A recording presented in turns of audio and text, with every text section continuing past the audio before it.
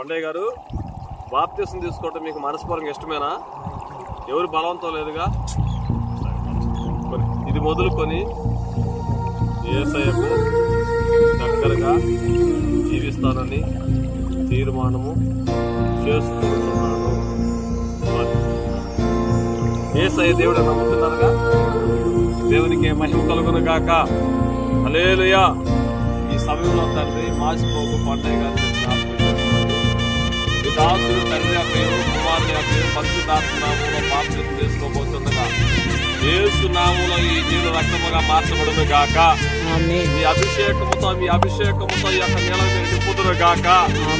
దేవుడు నాకు ఇచ్చిన అధికారాన్ని బట్టి తండ్రి యొక్క కుమారుని యొక్క పరిశుద్ధాత్మ నామములో కొండయ్య గారిని బాప్తిస్తున్నాను. ఆమేన్.